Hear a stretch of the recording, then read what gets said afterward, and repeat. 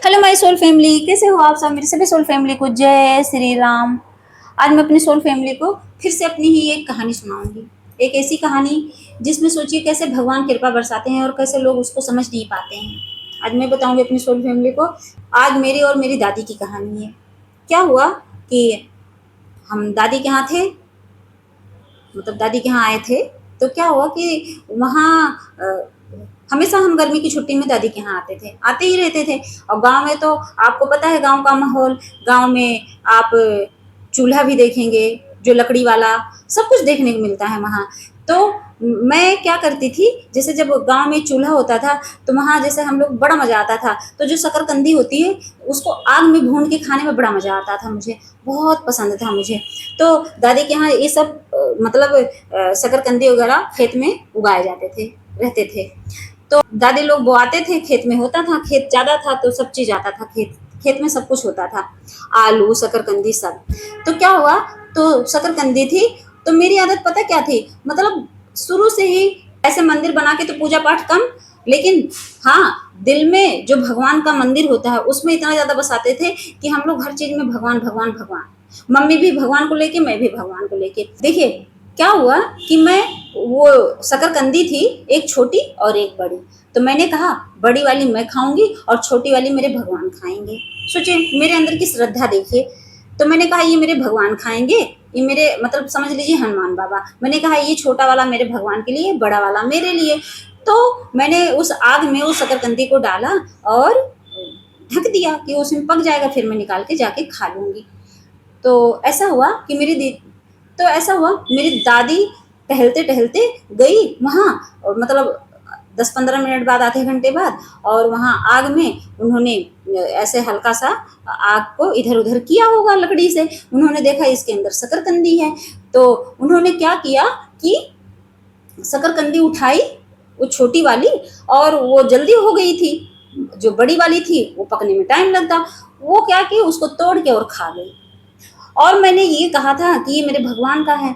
अब विश्वास नहीं मानेंगे आप, मैं गई और जैसे मैंने निकाला तो मैं देख रही हूँ छोटी वाली गायब है। और मेरे अंदर रोना आ गया। मैंने कहा ये मेरी किसने खा ली। अब सोचो मेरा बचपना, मैंने कहा ये किसने खा ली, एकदम जिद करने लगी, जिद करने लगी। अब मेरा भी वही ना समझी वाला एज था, बहुत बड़ी भी नहीं थी, लेकिन तो इतनी बड़ी नहीं थी कि कॉम्प्रोमाइज कर दी, मतलब जिद करने लगी, रोने लगी। अब रोने लगी, मैंने कहा कि मेरा वाला खा लेती है, भगवान वाला क्यों खा ली, ये मेरे भगवान वाला क्यों खा ली, एकदम जिद। अब मम्मी कह रही है कि खा लिया तो खा लिया, छोटी एक और डाल दो हो जाएगा। नहीं, मैंने कहा मुझे वही चाहिए। तो मम्मी कही अब कहाँ से वो ले आके देंगी। मम्मी मुझे समझाने लगी और मेरी जिद ऐसी, मेरा वही बचपना, मेरी जिद, मुझे वही चाहिए वही चाहिए वही चाहिए। अब मम्मी कह रहे हैं कहाँ से दूँ, अब दादी भी कह रहे हैं कहाँ से दूँ, इतनी पूरी भरी पड़ी है, जाके कोई भी ले लो, भून के खा लो। मैंने कहा नहीं, मेरे भगवान वाला क्यों खाई, अब तो ये बीमार पड़ेंगी बस। गुस्से में मैंने कहा भगवान का खाई, अब देखना अब इनका भगवान कैसे गला जाम करते हैं।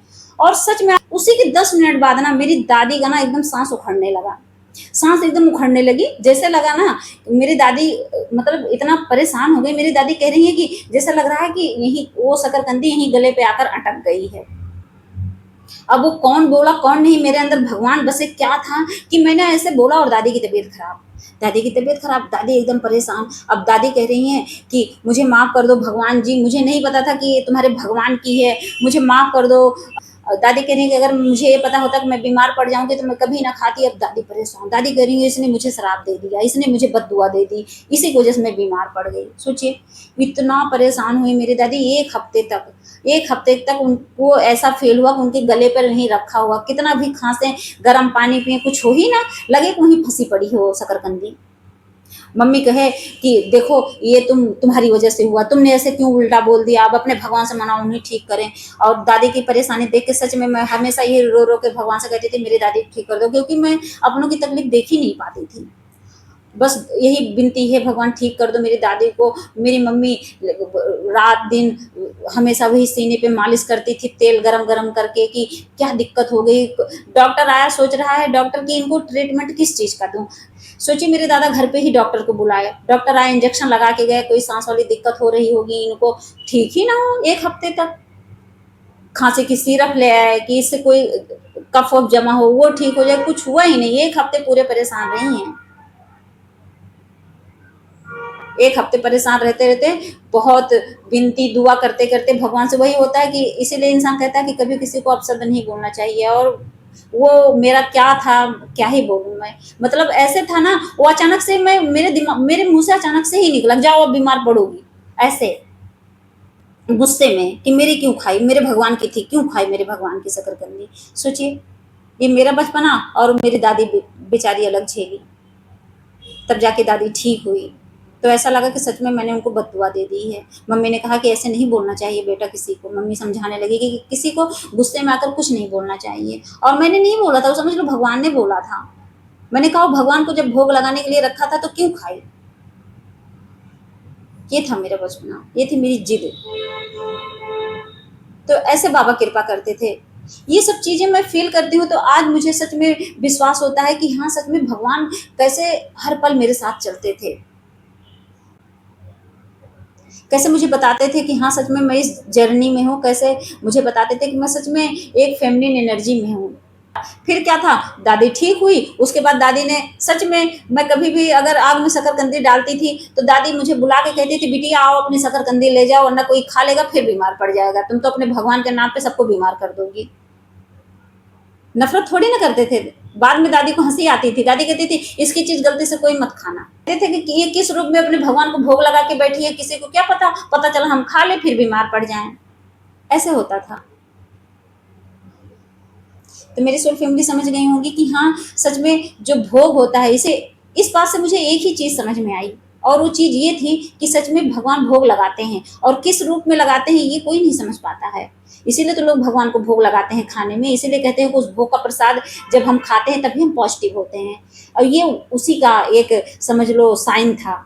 मैं समझ गई थी कि हाँ सच में भगवान रहते हैं, और सच में भगवान के पास रखो तो भगवान खाते हैं। कैसे खाते हैं, जैसे हमने भोग लगाया भगवान को, तो कहते नहीं कि भगवान को भोग लगा दो, जब भगवान को भोग लगा के जब वो चीज हम खाते हैं ना, तो सच में वो चीजें पॉजिटिव हो जाती हैं। इसीलिए कहते हैं कि भगवान को भोग लगाकर ही खाना खाना चाहिए। लेकिन आजकल यही है कि इंसान लहसुन प्याज खाता है तो नहीं लगा पाता है। बहुत लोग हैं कि सोचते हैं कि घर में कोई बिना नहाए ही छू दिया तो नहीं लगा पाता है। लेकिन हाँ, जब कोई ऐसी चीज बनती है, जैसे कुछ त्योहार पे कोई खाना बनता है तो कहते हैं भगवान को भोग लगा दो। जैसे कभी घर में कोई अच्छी चीज या कथा पूजा करवाए तो उसमें भगवान का भोग लगा देते हैं। मैं तो कुछ नहीं तो भगवान का भोग लड्डू उड्डू ले आके लगा देती हूँ। लेकिन भगवान का भोग इसीलिए कहते हैं लगाना चाहिए क्योंकि सच में भगवान भोग लगाते हैं। और भगवान को बिना भोग लगाए जब इंसान खाता है तो वो चीजें क्या होती हैं, उस वो चीजें पॉजिटिव नहीं होती। भगवान को भोग लगा के जब खाओ तो वो एकदम प्रसाद बन जाता है। भगवान को भोग लगाने का मतलब क्या होता है कि वो चीज प्रसाद बन जाती है, और फिर उसे ग्रहण करो तो उससे एनर्जी मिलती है, उससे ऊर्जा मिलती है। और वही गलती हुई वहां कि मैंने यही सोचा था कि मैं अपने भगवान को चढ़ाऊंगी, भगवान का नाम लूंगी, फिर मैं ही खाऊंगी, क्योंकि भगवान तो मेरे अंदर ही आके खाएंगे। ये भी था। और क्या, भगवान अलग से खाते हैं। जैसे हम कोई चीज भगवान को भोग लगाते हैं तो इंसान कहता है कि भगवान आएंगे खाएंगे, भगवान को भोग लगा दो, कहते हैं भगवान को भोग लगा दो, तो भगवान थोड़ी ना आगे खाते, भगवान को भोग लगाकर हम ही लोग तो खाते हैं। भगवान थोड़ी ना आके साक्षात कहेंगे हमें यहाँ से गायब कर रहा हूँ चीजें। वो तो जब था सतयुग तब भगवान आके साक्षात खा लेते थे बैठ के। अब तो कलयुग है, अब इसमें भगवान को भोग लगाकर और हम ही लोग प्रसाद के रूप में खाते हैं। तो मेरी सोल फैमिली समझ गई होंगी कि हाँ भगवान का प्रसाद, भगवान का भोग और ये सब कृपा कैसी होती है। जय श्री राम, जय नीम करोली बाबा।